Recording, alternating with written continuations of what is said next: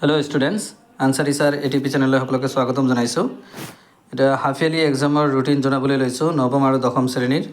বঙাইগাঁও জিলাৰ ছাত্ৰ ছাত্ৰীসকলৰ বাবে এই ৰুটিনটো প্ৰস্তুত কৰিছে district level internal examination committee বঙাইগাঁৱৰ পৰা এইটো প্ৰকাশ কৰা হৈছে।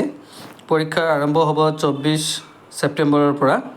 24 ছেপ্টেম্বৰ ৰাতিপুৱা 9 বজাৰ পৰা 12 বজাৰ ভিতৰত হ'ব ক্লাছ 9-ৰ আৰু 1 বজাৰ পৰা 4 বজাৰ ভিতৰত হ'ব ক্লাছ 10-ৰ ছ'চিয়েল ছায়েন্স। তাৰপিছত 25 তাৰিখত হ'ব MIL অৰ্থাৎ আছামিজ ছাবজেক্টটো হ'ব। তাৰপিছত 26 তাৰিখত হ'ব জেনেৰেল ছায়েন্স, দুয়োটা ক্লাছৰে একেই।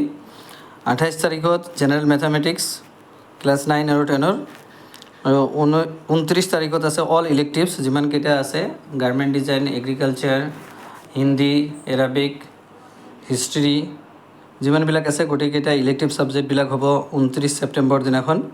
30 ছেপ্টেম্বৰত আছে ইংলিছ ছাবজেক্টটো এইবাৰ পিছুৱাই দিয়া হৈছে, প্ৰতি বছৰ প্ৰথমতে হয়, এইবাৰ অলপ পিছুৱাই দিয়া হৈছে। 30 ছেপ্টেম্বৰত হ'ব ইংলিছ ছাবজেক্টটো। তাৰপিছত 1 অক্টোবৰত আছে অল প্ৰেক্টিকেল, যিমানকেইটা প্ৰেক্টিকেল আছে। ইংলিছৰ অলৰেডি স্পকেন ইংলিছ হৈ গ'ল, বাকী ছাবজেক্টবিলাকৰ যি প্ৰেক্টিকেল আছে social science, math, general science বা IT টুৰিজিম এইবিলাকৰ যি প্ৰেক্টিকেল আছে সেই প্ৰেক্টিকেলবিলাক হ'ব 1 অক্টোবৰ 2026 তাৰিখ বৃহস্পতিবাৰ দিনাখন। ক্লাছ 9-ৰ পৰীক্ষা আৰম্ভ হ'ব ৰাতিপুৱা 9 বজাৰ পৰা 12 বজালৈকে চলি থাকিব আৰু দশম শ্ৰেণীৰ থাকিব দুপৰীয়া 1 বজাৰ পৰা 4 বজালৈকে পৰীক্ষা চলি থাকিব।